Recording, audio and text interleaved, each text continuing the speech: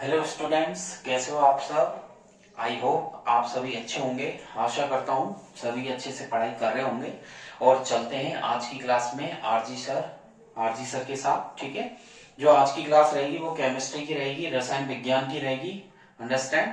और जैसे कि केमिस्ट्री की लास्ट क्लास में हमने जो चैप्टर थर्ड आपके चल रहा है मेटल्स एंड नॉन मेटल्स, ठीक है, धातु एवं अधातुओं का जो चैप्टर चल रहा है उसमें हमने chemical properties of non metals last class में मैंने आपको पढ़ाया था। ठीक है, और chemical properties of non metals जो है यानी कि अधातुओं की जो केमिकल प्रॉपर्टीज है, मैंने कहा था कि अधातु इलेक्ट्रॉन गेन करती है, नॉन मेटल्स इलेक्ट्रॉन गेन करके क्या बनाती है, अनायन का निर्माण करती है। ठीक है, उसमें मैंने आपको नाइट्रोजन का भी एग्जांपल दिया था। नाइट्रोजन का एटॉमिक नंबर 7 होता है और इसके लास्ट शेल में 2,5 होते हैं और इसके लास्ट शेल को कंप्लीट करने के लिए 3 इलेक्ट्रॉन ये गेन करता है, तो नाइट्रोजन -3, या हम इसको ऐसे भी लिख सकते हैं N3-। ठीक है, और ये एटॉमिक नंबर इसका वही 7 रहेगा और ये 2,5 था, ये 2,8 हो गया।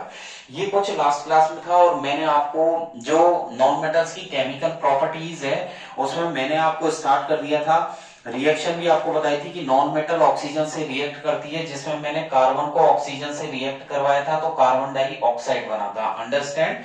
फिर मैंने आपको सल्फर का भी बताया था कि सल्फर जब ऑक्सीजन से रिएक्ट करती है तो सल्फर डाइऑक्साइड बनाती है, तो मैंने सल्फर S+8O2 और यहाँ पर हमने क्या बनाया था 8SO2। ठीक है, S8+8O2 equals to 8SO2, sulphur dioxide भी हमने यहाँ पर बना लिया था।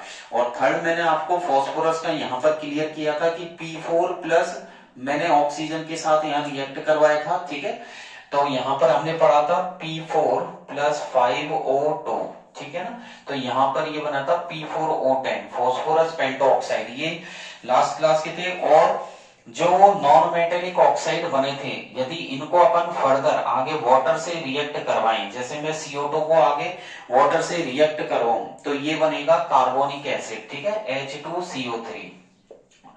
और इसको भी यदि वाटर से करवाएं तो H2SO3 यहाँ पर बनेगा। ठीक है, सल्फ्यूरस एसिड। और फास्फोरस पेंटोऑक्साइड को यदि वाटर से रिएक्ट करवाएं तो ये बनेगा H3PO4 यानी कि फॉस्फोरिक एसिड। तो यहाँ पर 3 प्रकार के एसिड ये बन गए थे। अब आज की क्लास में मैं आपको जो नॉन मेटल की रिएक्शन है वो एसिड से करके बताऊंगा कि नॉन मेटल अम्लों के साथ रिएक्ट करके क्या बनाता है, सॉल्ट और वाटर का फॉर्मेशन करता है। तो आज की क्लास का टॉपिक रहेगा नॉन मेटल को आगे लेके चलेंगे एसिड के साथ। ठीक है, तो नॉन मेटल मैं यहाँ पर हेडिंग डाल रहा हूं, यहाँ पर हेडिंग आपके रहेगी non metal react with acids. ठीक है, तो हम यहाँ पर चलते हैं, हेडिंग रहेगी रिएक्शन विद एसिड्स। ठीक है, अम्लों के साथ क्रिया, रिएक्शन विद एसिड्स। और यहाँ पर मैं हिंदी में मेंशन कर रहा हूं अम्लों के साथ क्रिया। ठीक है, और नॉन मेटल यानी कि हम अधातुओं का ये टॉपिक चल रहा है, किसका चल रहा है, अधातुओं का ये टॉपिक चल रहा है यानी कि नॉन मेटल्स का। ठीक है, तो नॉन मेटल्स इलेक्ट्रॉन गेन करती है। तो देखिएगा, जब रिएक्शन करवाएंगे हम नॉन मेटल की एसिड के साथ तो नॉन मेटल जो है वो ऑक्सीडेशन होता है इनका, और गर्म करने पर तो नॉन मेटल का क्या होता है, ऑक्सीडेशन यानी कि ऑक्सीकरण हो जाता है ऑन हीटिंग, गर्म करने पर।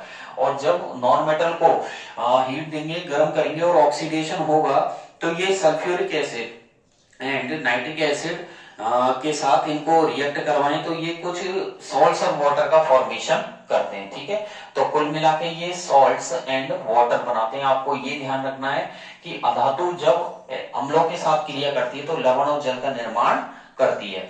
यानी कि नॉन मेटल की जब आप किससे रिएक्ट करवाओगे, एसिड के साथ, तो non metal when non metals react with acid then form salts and water, यानी कि लवण एवं जल। यहाँ पर मैंने मेंशन कर दिया है लवण एवं जल का निर्माण करती है। ठीक है, अब यहाँ पर हम ले लेते हैं नॉन मेटल, अगर सल्फर लेते हैं तो एग्जांपल में देखिए नॉन मेटल में सल्फर ले रहा हूं और नॉन मेटल की मैं रिएक्शन करवाऊंगा सल्फ्यूरिक एसिड के साथ। तो यहाँ पर मैं ले रहा हूं H2SO4, तो मैंने यहाँ पर लिखा है, स्क्रीन पर देख लीजिए, सल्फर +2H2SO4। अगर सल्फर की रिएक्शन, नॉन मेटल की रिएक्शन सल्फ्यूरिक एसिड के साथ करवाएंगे, ठीक है, तो क्या बनेगा, सल्फर डाइऑक्साइड बनेगा प्लस वाटर। ठीक है, यानी कि सॉल्ट्स और वाटर का निर्माण हुआ है। और सॉल्ट्स यहाँ पर कुछ भी हो सकता है, जरूरी नहीं है कि सल्फर डाइऑक्साइड कोई गैस ही बने, तो सॉल्ट्स में एनीथिंग, कुछ भी यहाँ पर बन सकता है। बैलेंस करने के लिए सल्फर के आगे यहाँ पर 3 लगा दीजिए और यहाँ पर भी 3 लिख देते हैं, तो 3 सल्फर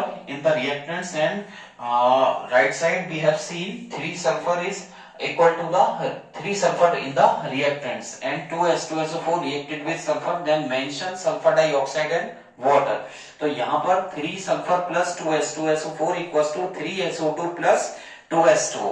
यहाँ पर ये बैलेंस हो गया है। बैलेंस करना जरूरी है केमिकल इक्वेशन को, ठीक है, क्योंकि केमिकल इक्वेशन कहती है कि in the law of mass conservation of chemical equation जितना प्रोडक्ट बने उस क्वांटिटी में रिएक्टेंट भी होना चाहिए, तो बैलेंसिंग भी होना कंपलसरी है। तो रिएक्शन हो गई नॉन मेटल यानी कि 3 sulphur plus 2H2SO4 equals to 3SO2 plus 2H2O। यहाँ पर इनकी फिजिकल स्टेट जो रहेगी, ये सल्फर सॉलिड है, H2SO4 एक्वस हो गया, यहाँ पर सल्फर डाइऑक्साइड गैस हो गई, देन वाटर लिक्विड हो गया। ये फिजिकल स्टेट आप मेंशन कर देना। H2SO4 जो लिया गया है वो कंसंट्रेट होगा यहाँ पर, ठीक है, कंसंट्रेट H2SO4 लेंगे तो सॉल्ट्स और वाटर, यहाँ पर ये बन गया सॉल्ट्स, देन इधर हो गया वाटर। नेक्स्ट हम दूसरा एग्जांपल लेंगे, तो दूसरे एग्जांपल में देखिएगा सल्फर को अगर हम नाइट्रिक एसिड से रिएक्ट करवाएंगे तो सल्फर प्लस 6HNO3, अगर नाइट्रिक एसिड के साथ सल्फर की रिएक्शन होगी तो वही सॉल्ट्स एंड वाटर बनेगा। तो सॉल्ट्स यहाँ पर सल्फर प्लस 6HNO3, यहाँ पर सल्फर को HNO3 के साथ रिएक्ट करवाएंगे तो H2SO4 प्लस NO2, यहाँ पर sulphuric acid H2SO4 plus nitrogen dioxide plus water का फॉर्मेशन होगा। यहाँ पर ये आपके सॉल्ट्स हो गए H2SO4 प्लस NO2, अंडरस्टैंड। और यहाँ पर इसको बैलेंस करना है तो 6 नाइट्रोजन यहाँ पर हो जाएगा और यहाँ पर हाइड्रोजन 3H2 हो जाएगा। तो देख लीजिएगा यहाँ पर जो वाटर है यहाँ पर 3 नहीं, यहाँ पर 2 लगाएंगे, यहाँ पर 2H2 हो जाएगा और यहाँ पर मैं सल्फर ये सॉलिड हो गया, HNO3 यहाँ पर कंसंट्रेट लिया गया है, यहाँ पर लिख देता हूं मैं कंसंट्रेट।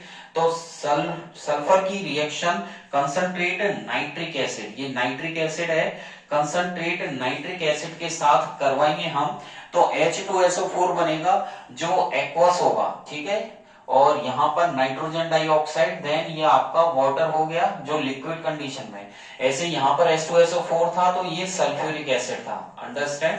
तो कुल मिला के ये बोलने जा रहा हूं मैं, ये बताना चाह रहा हूं कि सल्फर की यानी कि नॉन मेटल आधातों की क्रिया यदि किसी कंसंट्रेट एसिड से करवाएं, चाहे वो हो H2SO4 सल्फ्यूरिक एसिड या फिर वो HNO3 नाइट्रिक एसिड, तो इन दोनों में से कोई भी कंसंट्रेट एसिड के साथ नॉन मेटल की धातु की रिएक्शन करवाएंगे तो सॉल्ट और वाटर का फॉर्मेशन होता है, ठीक है। यहाँ पर सॉल्ट और वाटर बनेगा, लवण और जल का निर्माण होगा, इसे मैं अंडरलाइन कर देता हूं, अंडरस्टैंड। आगे की तरफ बढ़ेंगे और रिएक्शन करवाएंगे हम नॉन मेटल की। अब हाइड्रोजन के साथ यहाँ पर रिएक्शन करवाने वाले हैं, ठीक है। तो यहाँ पर नॉन मेटल की हाइड्रोजन के साथ रिएक्शन करवाएंगे तो यदि नॉन मेटल में यदि हम सल्फर लेते हैं, अगर सल्फर लेते हैं नॉन मेटल में और हाइड्रोजन के साथ करवाएंगे तो वो बनेगा हाइड्रोजन डाइसल्फाइड, ठीक है, हाइड्रोजन डाइसल्फाइड बनेगा। और यदि हाइड्रोजन के साथ अगर दूसरी नॉन मेटल ले नाइट्रोजन तो वो बनेगा अमोनिया, ठीक है।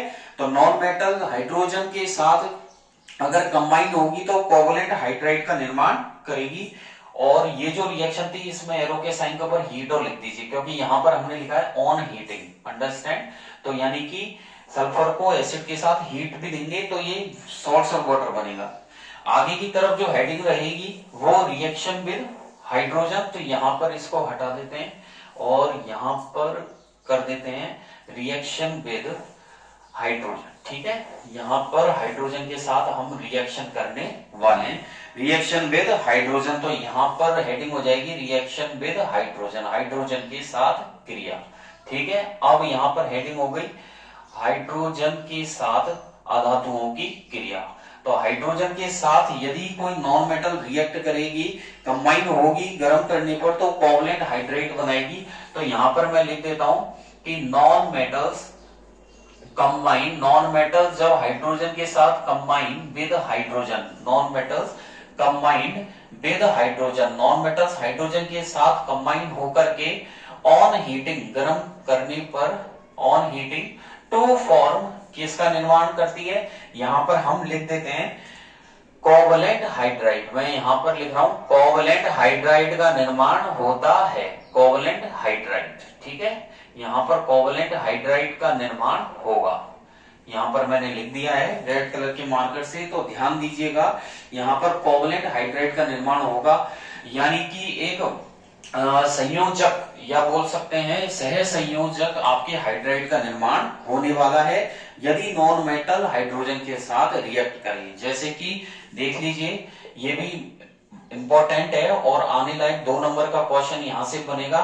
यदि मैं हाइड्रोजन को नॉन मेटल ले लिया है मैंने S8, ठीक है, यहाँ पर हाइड्रोजन है और हाइड्रोजन के साथ मैंने जो नॉन मेटल लिए यहाँ पर वो लिए मैंने S8, ठीक है, S8 लिए है, यहाँ पर सल्फर लिए और इसको हम अगर कंबाइन करवाएंगे तो ये बनेगा 8H2S, ठीक है, हाइड्रोजन सल्फाइड।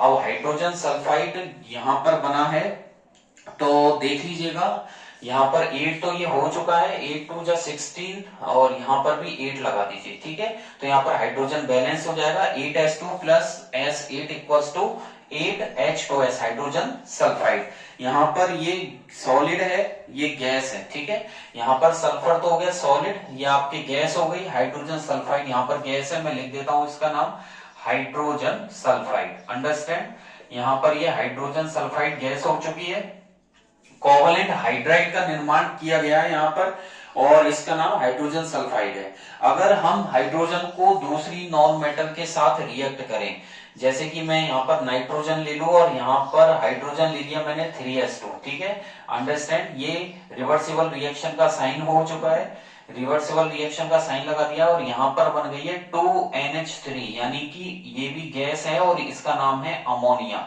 यहाँ पर ये बनी है अमोनिया, ये भी कोवलेंट हाइड्राइड का ही एग्जांपल है।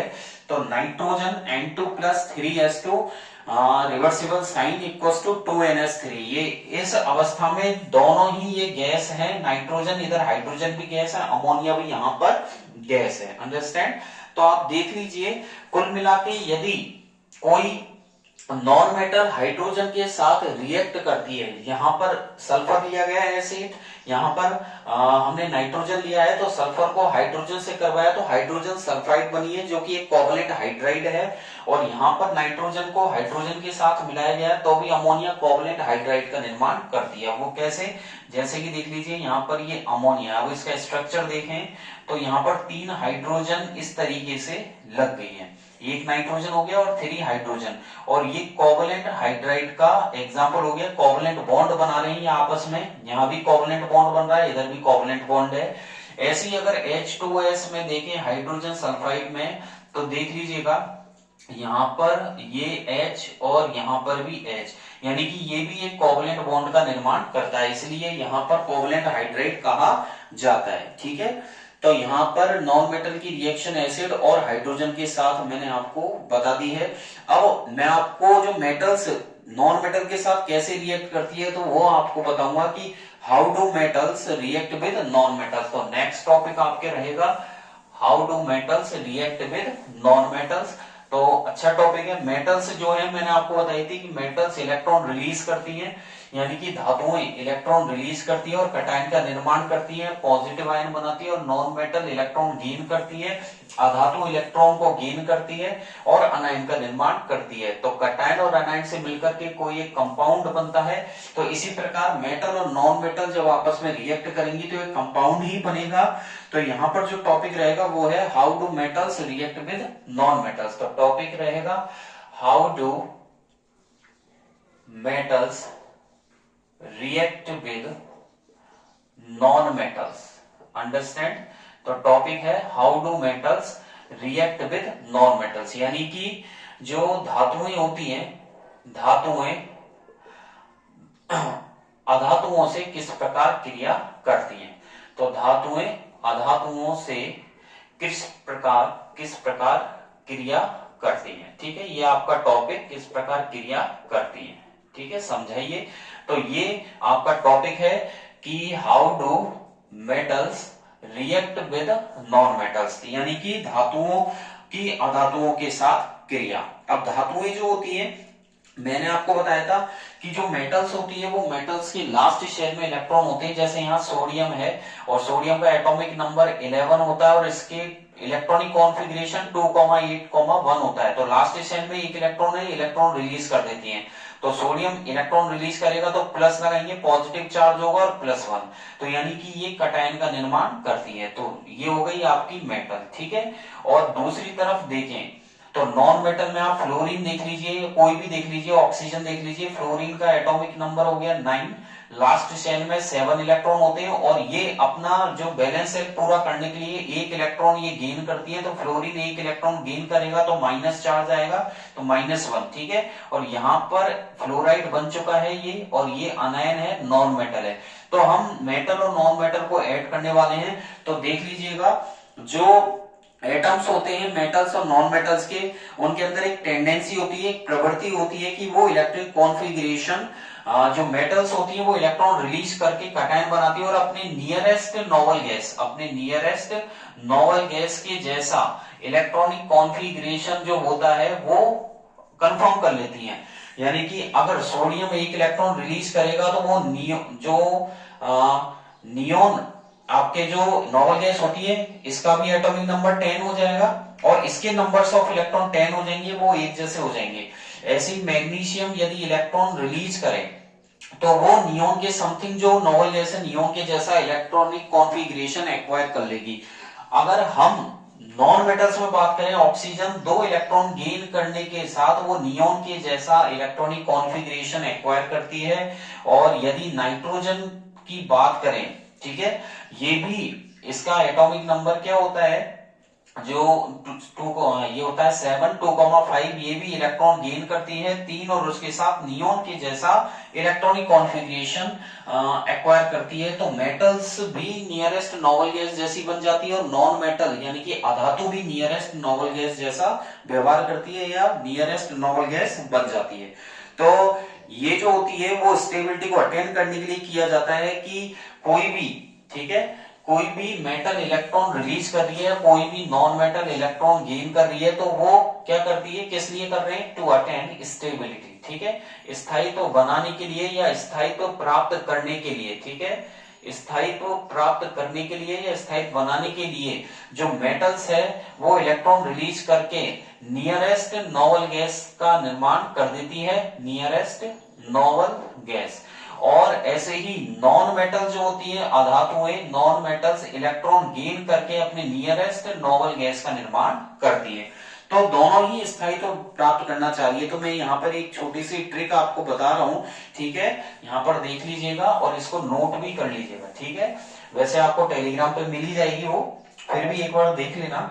यहाँ पर मैं ये लिख रहा हूँ, जो मेटल्स होती है, जो धातुएं होती है, मेटल्स यानी कि धातुएं, और जो धातुएं होती है वो क्या करती है, यहाँ पर शॉर्ट में लिख रहा हूं, इलेक्ट्रॉन रिलीज करती है। क्या करती है, इलेक्ट्रॉन रिलीज करती है और इलेक्ट्रॉन रिलीज करने के साथ ये कटायन का निर्माण करती है, यानी कि धनायन का निर्माण करती है, ठीक है। और धनायन बोले तो कटायन यानी कि पॉजिटिव चार्ज्ड आयन, कौन सा आयन, पॉजिटिव चार्ज्ड आयंस, ठीक है। मैंने यहाँ लिख दिया है पॉजिटिव चार्ज्ड आयंस, आपको दिख रहा होगा। मेटल्स यानी कि धातुएं इलेक्ट्रॉन रिलीज करती हैं, कटायन यानी कि धनायन बनाती है जो कि पॉजिटिव चार्ज्ड आयन होता है। ऐसे ही दूसरी तरफ देखें नॉन मेटल्स, तो यहाँ पर मैंने लिख दिया है नॉन मेटल्स यानी कि ये हो गया अधातुएं, क्या हो गई ये अधातुएं। और अधातुएं जो होती हैं वो इलेक्ट्रॉन गेन करती हैं, इलेक्ट्रॉन गेन करने के साथ ये अनायन का निर्माण करती है। अनायन को क्या बोलते हैं, ऋणायन, ठीक है, हिंदी में इसे ऋणायन बोलते हैं। देन और इसका मतलब है नेगेटिव चार्ज्ड आयन, कौन सा आयन हो गया ये, नेगेटिव चार्ज्ड आयंस, अंडरस्टैंड। तो ये मेटल्स और नॉन मेटल्स दोनों का जो आयन बनने का प्रोसेस है वो इस तरीके से होता है। और ये भी इंपॉर्टेंट है, आप इसको अपनी मेमोरी में डाल देना, ठीक है, इसको अच्छे से याद कर लेना। ये इससे आपको ये पता चल जाएगा मेटल्स इलेक्ट्रॉन रिलीज करती हैं या गेन करती है। तो यहां से ये पता लग रहा है कि मेटल्स इलेक्ट्रॉन रिलीज करती है और नॉन मेटल इलेक्ट्रॉन गेन करती है। एक नंबर का क्वेश्चन तो ये हो गया। दूसरी बात, मेटल्स कौन सा आयन बनाती है, तो यहाँ पर मेटल्स कटायन बनाती है और नॉन मेटल्स एनायन बनाती है, एक नंबर का ये हो गया।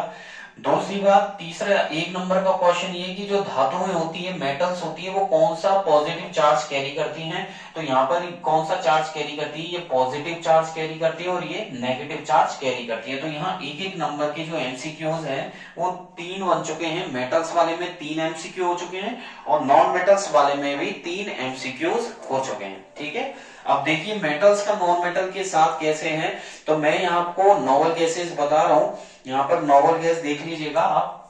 तो नोबल गैस का इलेक्ट्रॉनिक कॉन्फ़िगरेशन भी मैं आपको बताऊंगा। ठीक है, तो यहाँ पर पहली नोबल गैस आती है हीलियम, सेकंड है neon, then argon, then krypton, then xenon और लास्ट है रेडॉन। यहाँ पर 6 नोबल गैस मैंने स्क्रीन पर मेंशन करी है, helium, neon, argon, krypton, xenon और रेडॉन। ठीक है, इसकी हिंदी में यहाँ पर लिख देता हूं, इससे आपको ठीक रहेगा। ठीक है, यहाँ पर ये हीना और यहाँ पर मैं लिख देता हूं नीना, यहाँ पर अरीना, यहाँ पर करीना और यहाँ पर सब जीती रहना। ठीक है, यहां से आपको ट्रिक से याद हो जाएंगी। यहां से देखिए, यहाँ पर ये हीलियम He, हीलियम का सिंबल है, मैंने यहाँ लिख दिया है हीलियम। ठीक है, ये He हो गया। एनी, नियॉन, ये भी नोबल गैस है। ये जितनी भी है सारी नोबल गैसेस है। ठीक है, ध्यान रखना, जितनी भी है ये सारी नोबल गैस है। तो मैंने यहाँ पर लिखा है हीलियम का सिंबल He और नियॉन है। ऑर्गन Ar जो है ये ऑर्गन नोबल गैस है, ये इसका सिंबल है। ये क्रिप्टन गैस है, ये भी एक नोबल गैस है। ठीक है, ये जीनॉन हो गया, जीनॉन भी नोबल गैस है। देन रेडॉन हो गया। ठीक है, ये रेडॉन भी नोबल गैस है। अंडरस्टैंड। तो मैंने ये लिखा हीना, नियॉन के आगे नीना, ऑर्गन के आगे मैंने अरीना लिखा है, क्रिप्टन के आगे मैंने करीना, देन Xe जो जीनोन है इसके आगे लिखा है मैंने सब जीती और Rn जो रेडॉन है रहना। तो यानी कि हीना, नीना, अरीना, करीना सब जीती रहना। इससे आपको ट्रिक है जिससे आपको ये याद हो जाएंगी। ठीक है, इसको अपनी मेमोरी में डाल लीजिएगा। ठीक है, एटॉमिक नंबर और इलेक्ट्रॉनिक कॉन्फ़िगरेशन तो देख लीजिएगा। यहां पर चलते हैं एटॉमिक नंबर। एटॉमिक नंबर मतलब परमाणु क्रमांक, और परमाणु क्रमांक देखिए हीलियम का परमाणु क्रमांक 2 होता है। एटॉमिक नंबर नियॉन का 10 होता है, ऑर्गन का 18 होता है, क्रिप्टन का 36 होता है। ठीक है, 36 के बाद यहाँ पर जीनॉन का 54 होता है और यहाँ पर 86 होता है। अंडरस्टैंड। तो देख लीजिएगा 2, 10, 18, 36, 54 और 86। ठीक है, अब यहाँ पर गैप देखें इन दोनों में, तो यहाँ पर 8 का गैप है। 8 और 2 10, 10 और 18 में गैप देखें तो यहाँ पर 8 का गैप है। इन दोनों में यदि देखें 18 और 36 में तो 18 का गैप है, और यहाँ 36 और 54 में देखें तो यहाँ पर भी 18 का गैप है। और यहाँ पर 60, यहाँ पर देखें हम 54 और 54 और 86 में तो 32 का गैप निकल के आता है। तो देख लीजिएगा ये एटॉमिक नंबर है 2, 10, 18। 2 तो हीलियम का है, नियॉन का 10 है, ऑर्गन का 18 है, क्रिप्टन का 36, परमाणु क्रमांक क्या है, जीनॉन का 54 है, रेडॉन का 86 है। इनमें जो गैप आ रहे हैं 2 और 10 में 8 का गैप है, यहाँ पर 8, यहाँ 18, 36 में 18 का गैप है, यहाँ पर 18 का 54 और यहाँ 54 और 86 में 32 का गैप है। इलेक्ट्रॉनिक कॉन्फ़िगरेशन की बात करें, यहाँ पर दूसरी लिस्ट बना देता हूं, इलेक्ट्रॉनिक कॉन्फ़िगरेशन यानी कि इलेक्ट्रॉनिक विन्यास। तो हीलियम का इलेक्ट्रॉनिक विन्यास 2 होता है, नियॉन का 2,8 होता है। ठीक है, ये नियॉन का है 2,10, 2,8। यहाँ पर ऑर्गन का हो जाएगा 2,8,8। ठीक है, 288। और यहाँ पर ऑर्गन का, और ऐसे भी पता कर सकते हैं, इनको ऐड करें तो 8 और 8 को ऐड करेंगे 16 और 2 18। मतलब जो एटॉमिक नंबर है वो इलेक्ट्रॉनिक कॉन्फ़िगरेशन के सिमिलर आना चाहिए। ठीक है, और 36 का हो जाएगा 2, 8, 18 और 8। ठीक है, यहाँ पर कॉमन लगा दीजिए। अब इनको ऐड करें तो 8 और 2 10, 10 और 18 28, 28 और 8 36। तो देख लीजिएगा यहाँ पर 36 जो क्रिप्टन का एटॉमिक नंबर है, परमाणु क्रमांक, उसका इलेक्ट्रॉनिक कॉन्फ़िगरेशन 2, 8, 18, 8 मैंने यहाँ पर लिखा है। अंडरस्टैंड। इसके बाद जो 54 है इसका इलेक्ट्रॉनिक कॉन्फ़िगरेशन हो जाएगा 2, 8, 18, 18, 8। ठीक है, यहाँ पर क्या हो गया है, इसका जीनोन जिसका एटॉमिक नंबर 54 है और इसका इलेक्ट्रॉनिक कॉन्फ़िगरेशन हो गया है 2 8 18 18 8। इनको ऐड करें तो 54 के सिमिलर आएगा। देन रेडॉन का देखें, रेडॉन का अगर हम देखेंगे यहाँ पर तो रेडॉन का जो निकल के आएगा वो आएगा 2 8 18 32 18 8। ठीक है, तो क्या लिखा है मैंने, 2 8 18 32 18 8। इनको ऐड करेंगे तो आप देख लीजिएगा, यहाँ पर 8 और 2 10, 10 और 18 28। ठीक है, और 28 प्लस 32 करेंगे यहाँ पर तो यहाँ पर हो जाएगा 60 और 60 में 18 करेंगे तो ये हो जाएगा 78 में 8 ऐड करना है लास्ट का तो 86। ठीक है, अंडरस्टैंड। तो यहाँ पर कुल मिला के आपको इलेक्ट्रॉनिक कॉन्फ़िगरेशन इनका याद रखना है, ये लिस्ट रही आपकी। ठीक है, ये आपका इलेक्ट्रॉनिक कॉन्फ़िगरेशन हो जाएगा। ये आपका रेडॉन का रहा 2 8 18 32 18 8, ये xenon, krypton, organ, helium, neon. ठीक है, इसी प्रकार आगे मैं मेटल्स के भी बताने वाला हूं, तो देख लीजिएगा। मेटल्स के यदि हम देखें इलेक्ट्रॉनिक कॉन्फ़िगरेशन तो मेटल्स में क्या होगा, कोई से भी मेटल्स का ले लीजिएगा, सोडियम का ले लें, पोटेशियम का ले लें। ठीक है, मेटल्स की यदि हम देखें सोडियम का तो देख लीजिएगा, सोडियम का जो एटॉमिक नंबर है वो 11 होता है और इलेक्ट्रॉनिक कॉन्फ़िगरेशन 2, 8, 1। ठीक है, सोडियम के बाद मैग्नीशियम का देखें तो इसका एटॉमिक नंबर 12, यहाँ पर 2 8 और 2। ठीक है, एल्युमिनियम का देखें यहाँ पर Z, 13 तो यहाँ पर इसका इलेक्ट्रॉनिक कॉन्फ़िगरेशन 2 8 3। ठीक है, पोटेशियम का आप देख सकते हैं, यहाँ पर पोटेशियम का एटॉमिक नंबर 19 है और यहाँ पर हो जाएगा 2 8 8 1। देन कैल्शियम जो मेटल है इसका एटॉमिक नंबर 20 होता है और इलेक्ट्रॉनिक कॉन्फ़िगरेशन 2882। ठीक है, तो ये मेटल्स के इलेक्ट्रॉनिक कॉन्फ़िगरेशन है, मैंने यहाँ पर स्क्रीन पर मेंशन कर दिए।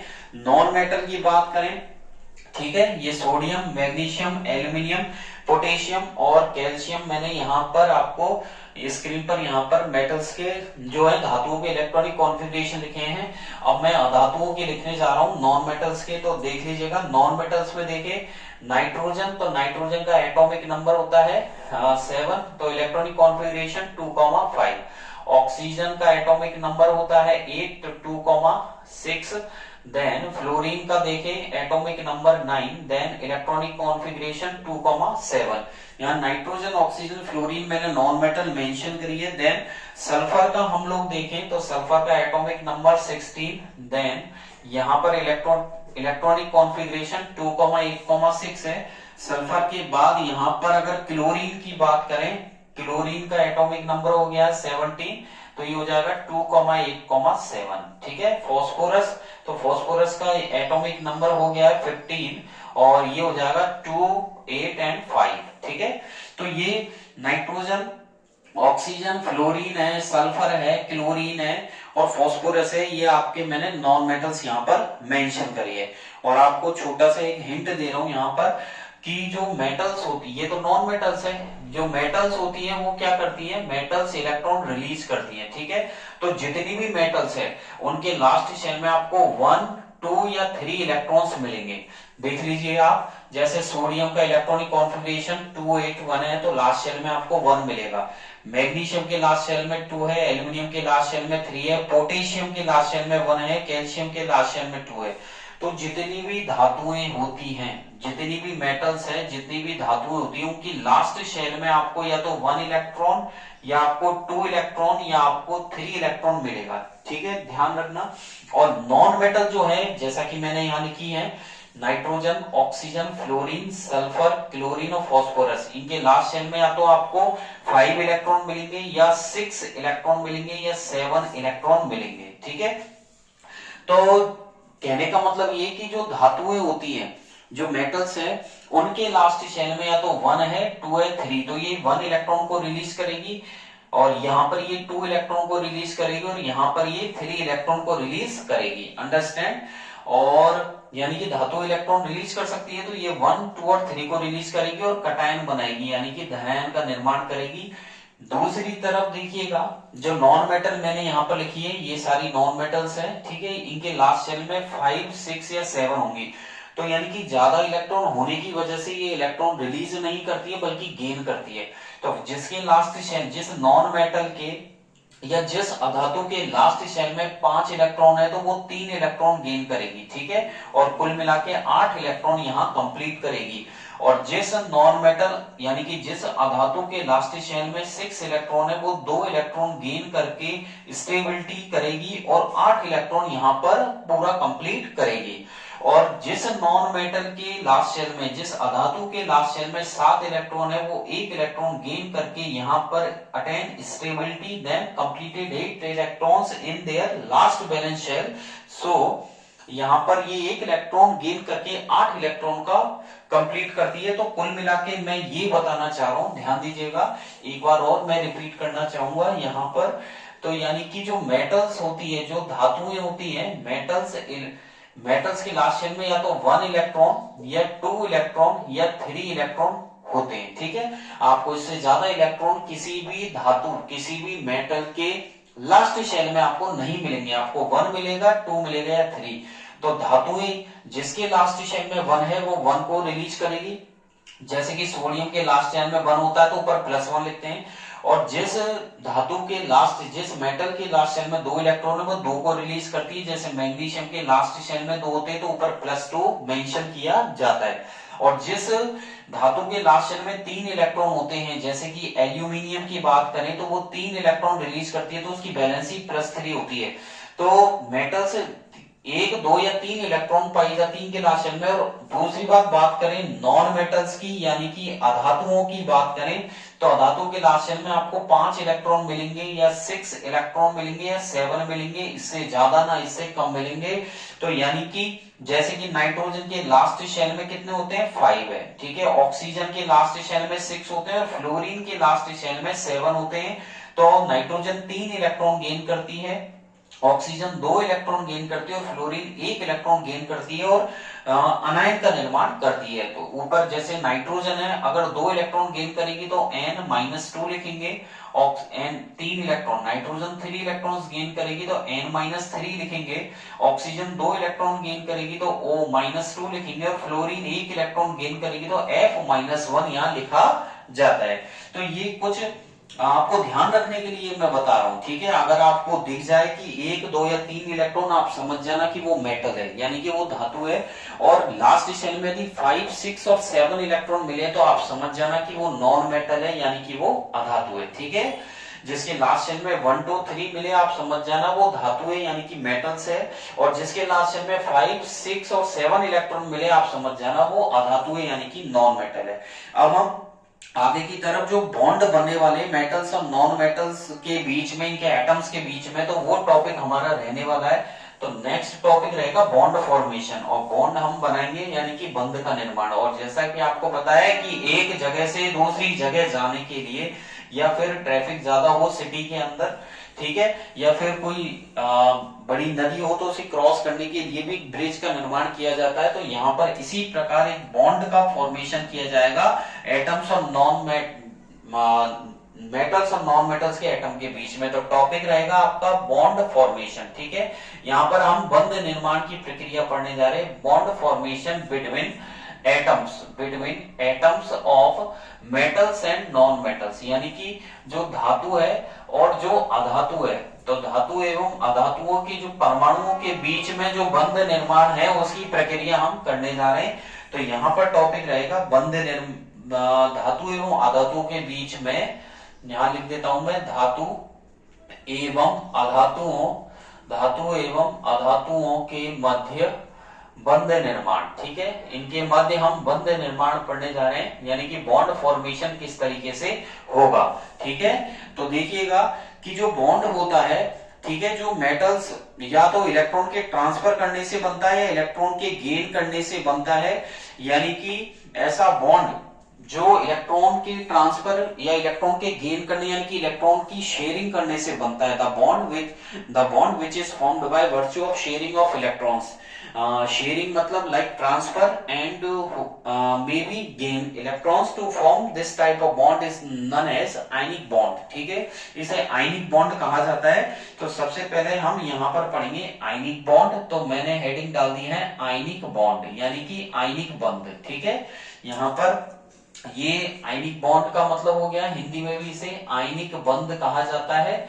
और ये जो है आयनों के बीच में बनता है। ठीक है, यानी कि the bond which is formed bye, यहां लिख देता हूं मैं, द बॉन्ड आप भी नोट कर लीजिएगा, the bond which is formed bye, the bond which is formed by virtue, the bond which is formed by virtue यानी कि गुण यानी कि प्रॉपर्टी। वर्च्यू मीन्स गुण होता है या प्रॉपर्टी, वर्च्यू ऑफ ट्रांसफर। ठीक है, वर्च्यू ऑफ ट्रांसफर, और ट्रांसफर मतलब यानी कि इलेक्ट्रॉन की शेयरिंग करना। ठीक है, ट्रांसफर ऑफ इलेक्ट्रॉन्स, किसकी, transfer of electrons, transfer of electrons is called ionic bond. इसे आयनिक बॉन्ड कहा जाता है, इसे आयनिक बंध कहा जाता है। तो ऐसा बंध, द बॉन्ड, ऐसा बंध जो कि बनता है इलेक्ट्रॉन के ट्रांसफर करने के गुण से या इलेक्ट्रॉन के ट्रांसफर करने से बनता है, उसे आयनिक बॉन्ड या उसे इलेक्ट्रोवैलेंट बॉन्ड भी कहा जाता है। इसे इलेक्ट्रोवैलेंट बॉन्ड भी, इलेक्ट्रोवैलेंट बॉन्ड भी इसे कहा जाता है। ठीक है, तो यहाँ पर जो आयनिक बंध बनने वाला है वो इलेक्ट्रॉन के ट्रांसफर करने से बनेगा। तो मेटल्स इलेक्ट्रॉन ट्रांसफर करेंगे, इलेक्ट्रॉन रिलीज करेंगी, और जो नॉन मेटल्स है, ठीक है, जो अधातु है, वो इलेक्ट्रॉन गेन करेंगे। अंडरस्टैंड? ठीक है, तो देख लीजिएगा यहाँ पर ये इलेक्ट्रॉन ट्रांसफर करेंगी और नॉन मेटल्स जो है वो इलेक्ट्रॉन गेन करेंगे। ठीक है, कटायन और अनायन मैंने आपको बता ही दिया था। ठीक है, अब जैसे कि हम पढ़ेंगे कंपाउंड्स के अंदर, तो जिन कंपाउंड के अंदर ये बॉन्ड बनता है उन्हें आयनिक कंपाउंड बोलते हैं। यानी कि मैं यहाँ लिख देता हूं सच कंपाउंड्स, ऐसे यौगिक, कंपाउंड्स का मतलब हो गया यौगिक, जिन यौगिकों के मध्य ये आयनिक बंध बनता है उसे आयनिक यौगिक कहते हैं, सच कंपाउंड्स। ठीक है, फॉर्म्ड सच कंपाउंड्स, यहां लिख देता हूं मैं सच कंपाउंड्स। ठीक है, ऐसे कंपाउंड जो आयनिक बॉन्ड रखते हैं। ठीक है, such compounds have ionic bond, मैंने यहां लिखा है such compounds have ionic bond are called, उन्हें कहा जाता है are called covalent, are called covalent compounds, उन्हें कोवलेंट कंपाउंड्स कहा जाता है। यानी कि ऐसे कंपाउंड्स, ऐसे यौगिक जो आयनिक, सॉरी कोवलेंट नहीं है, आयनिक कंपाउंड, ये आयनिक कंपाउंड्स है, कोवलेंट नहीं है, आयनिक। ठीक है, ऐसे कंपाउंड्स जो कि आयनिक बॉन्ड रखते हैं उन्हें आयनिक कंपाउंड कहते हैं, कोवलेंट नहीं, आयनिक कंपाउंड कहते हैं, उन्हें आयनिक बंध या आयनिक यौगिक कहते हैं। ठीक है, मैं यहां लिख देता हूं आयनिक यौगिक। ठीक है, ये मैंने लिख दिया है आयनिक यौगिक, थोड़ा सा मिस हो गया था, देख लीजिएगा। कोवलेंट कंपाउंड नहीं है, आयनिक यौगिक बोलते हैं उन्हें। जो आयनिक बॉन्ड रखते हैं वो आयनिक कंपाउंड, और जो कोवलेंट बॉन्ड रखते हैं वो कोवलेंट कंपाउंड है। ठीक है, वो दूसरे केस में आएगा, वो आगे पढ़ाऊंगा मैं कि जो कोवलेंट बॉन्ड रखते हैं वो कोवलेंट कंपाउंड कहलाते हैं, और जो आयनिक बॉन्ड रखते हैं, अभी हम आयनिक बॉन्ड पर फोकस कर रहे हैं तो ये आयनिक कंपाउंड हो गया है। अब आयनिक कंपाउंड में आपको सोडियम क्लोराइड में बताने वाला हूं, तो देख लीजिएगा यहां पर ionic bond in sodium chloride. ठीक है, तो यहां पर हम सोडियम क्लोराइड में मैं आपको बताने वाला हूं, तो देख लीजिएगा ionic bond in sodium chloride. तो फर्स्ट लेते हैं हम, यहां पर लिख देता हूं मैं ionic bond in sodium chloride. Understand? अब मैं आपको सोडियम क्लोराइड में यहां पर आयनिक बॉन्ड बता रहा हूं। ठीक है, तो ये हो जाएगा ionic bond in sodium chloride. तो सोडियम का जैसा कि आपको पता है, क्लोरीन का भी मैंने आपको बताया था, तो देख लीजिएगा ये सोडियम है, और सोडियम जो है वो एक मेटल है। यहां पर सोडियम का एटॉमिक नंबर 11 मैंने लिख दिया है, इलेक्ट्रॉनिक कॉन्फ़िगरेशन 2,8,1 मैंने लिख दिया है। सोडियम जो है एक इलेक्ट्रॉन रिलीज करती है, तो यहाँ पर +1 हो गया है, और यहाँ पर इसका जो एटॉमिक नंबर पहले भी 11 था और अब भी 11 है, यहाँ पर 2,8, तो यहाँ पर 2,8,1 था पहले, अब 2,8 रह गया, ठीक है। और ये +1 इलेक्ट्रॉन यहाँ पर जो निकला है, जो इलेक्ट्रॉन रिलीज किया है, उसे हमने लास्ट में लिख दिया है, ठीक है। और इसका नाम हो गया सोडियम, इसे बोल सकते हैं सोडियम एटम या सोडियम न्यूट्रल एटम भी आप बोल सकते हो। और ये हो गया सोडियम कटायन। क्या हो गया ये? Sodium cation. अंडरस्टैंड। अब क्लोरीन का हम देखें तो देख लीजिएगा, क्लोरीन का एटॉमिक नंबर होता है 17। इसके लास्ट शेल में 2,8,7, लास्ट शेल में 7 इलेक्ट्रॉन है। ये एक इलेक्ट्रॉन का गेन करती है, देन ये बन जाएगा Cl-1, ठीक है। एटॉमिक नंबर पहले भी 17 था और अब भी एटॉमिक नंबर 17 रहेगा। पहले लास्ट शेल में 7 थे, अब इसने एक इलेक्ट्रॉन गेन किया है, तो इसके लास्ट शेल में अब 8 इलेक्ट्रॉन हो गए। तो पहले 17 थे, अब 18 इलेक्ट्रॉन हो चुके हैं। जबकि सोडियम एक मेटल थी, पहले 11 इलेक्ट्रॉन थे, यहाँ पर 10 हो गए थे क्योंकि इलेक्ट्रॉन रिलीज कर दिया था। ये क्लोरीन नॉन मेटल है, अधातु है, तो ये 17 इलेक्ट्रॉन थे, अब 18 इलेक्ट्रॉन यहाँ पर हो चुके हैं, ठीक है। अब हम यहाँ पर जो बनाने वाले हैं, तो देख लीजिएगा, मैं यहाँ पर आयनिक बॉन्ड बनाने जा रहा हूं। तो यहाँ पर तो आपको लिखना है Na, क्या लिखना है यहाँ पर? सोडियम मैंने यहाँ लिख दिया है, ठीक है। और सोडियम के लास्ट शेल में कितने इलेक्ट्रॉन होते हैं? 1, मैंने यहाँ पर 1 यानी कि एक डॉट लगा दिए ब्लैक मार्कर से, ठीक है। प्लस अब हम यहाँ पर क्लोरीन का लिखेंगे, तो देख लीजिएगा, मैंने यहाँ क्लोरीन लिख दिया है। क्लोरीन के कितने इलेक्ट्रॉन होते हैं यहाँ पर? यहाँ पर क्लोरीन के देखिए आपके 7 इलेक्ट्रॉन है लास्ट शेल में, तो आपको 7 क्रॉस लगाने हैं, 1 2 3 4 5 एंड 6, ठीक है। यहाँ पर 7 क्रॉस हम दिखा देते हैं। अगर आपने सोडियम पर डॉट लिया है, तो क्लोरीन पर आप क्रॉस से इलेक्ट्रॉन दिखाएंगे, छोटे छोटे आपको क्रॉस लेने हैं, ऐसा नहीं कि इतना बड़ा क्रॉस लगा दिया, ठीक है। आपको क्या करना, छोटे छोटे क्रॉस लगाने इस तरीके से, ठीक है। तो यहाँ पर, और यदि आप सोडियम पर क्रॉस इलेक्ट्रॉन का जो सिंबल है वो क्रॉस लेते हैं, तो आप क्लोरीन पर डॉट दिखा दीजिए, अंडरस्टैंड। यहाँ पर एक इलेक्ट्रॉन तो यहाँ पर सोडियम का दिखा दिया है, और 7 इलेक्ट्रॉन क्लोरीन के दिखाए यहाँ पर, ठीक है। ये 6 हो गया, और एक 7 यहाँ पर दिखा देते हैं, ये हो गया 6। तो 1 2 3 4 5 6 और एक ये रहा 7।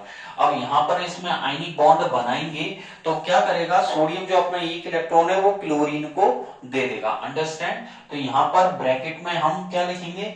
ब्रैकेट में हम लोग लिख देंगे सोडियम, ठीक है। और इसने क्या किया, इसने अपना एक इलेक्ट्रॉन किसको दे दिया? क्लोरीन को। तो यहाँ पर आ गया प्लस चार्ज, ठीक है। +1 लिख दें या प्लस लिख दें, कोई प्रॉब्लम नहीं है, प्लस या +1 एक ही होता है। देन यहाँ पर हम क्लोरीन लिखेंगे, देख लीजिएगा, यहाँ पर मैं लिख देता हूं क्लोरीन, ठीक है। ये क्लोरीन मैंने लिख दिया है।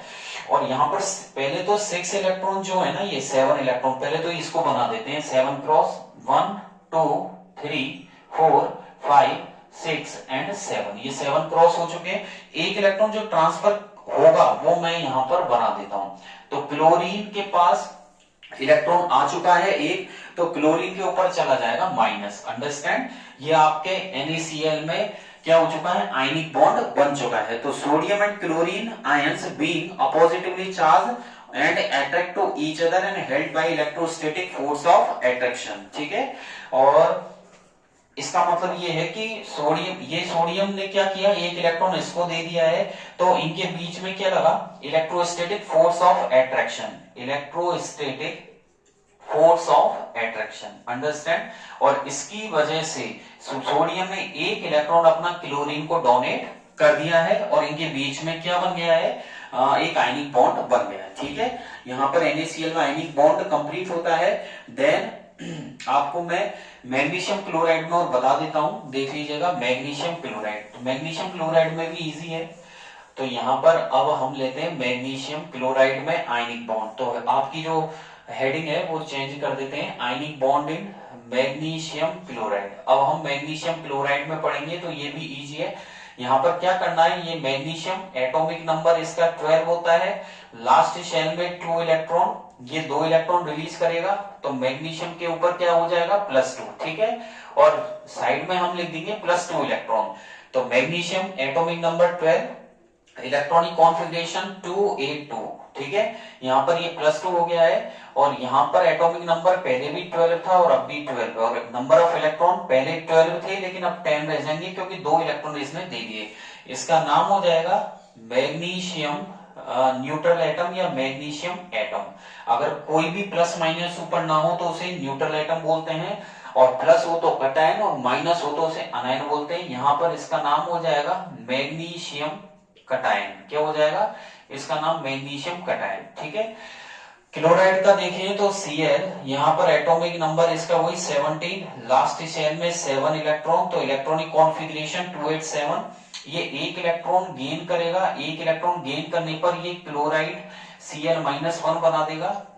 एटॉमिक नंबर पहले भी 17 था और अब भी 17 है, लेकिन नंबर ऑफ इलेक्ट्रॉन पहले 17 थे, लेकिन अब एक इलेक्ट्रॉन गेन करने की वजह से 18 हो जाएंगे। अंडरस्टैंड? तो यहाँ पर ये कटायन हो गया मैग्नीशियम, ये क्लोराइड अनायन हो गया। अब इनको हम क्या करेंगे, इनमें क्या बनाएंगे हम, देख लीजिएगा, ये तो मैग्नीशियम का और ये क्लोरीन का। अब इसमें हम आयनिक बॉन्ड बनाएंगे। ठीक है। तो आयनिक बॉन्ड के लिए देख लीजिएगा, सबसे पहले तो हम मैग्नीशियम का ले लेते हैं। ये मैंने मैग्नीशियम ले लिया है। ठीक है। इसके 2 इलेक्ट्रॉन होते हैं लास्ट शेल में, तो 2 क्रॉस में लगा देता हूं। अब की बार मैं इसके क्रॉस ले रहा हूं, तो आप क्लोरीन पर डॉट लेंगे। ठीक है। तो मैग्नीशियम के 2 इलेक्ट्रॉन लास्ट शेल के, एक ऊपर और एक नीचे, आपको एक साथ नहीं दिखाने, अलग अलग आप दिखा दीजिएगा। प्लस यहां पर देख लीजिएगा क्लोरीन, क्योंकि फॉर्मूला मैग्नीशियम क्लोराइड का क्या होता है, MgCl2 होता है। ठीक है। तो यहाँ पर 2 क्लोरीन है।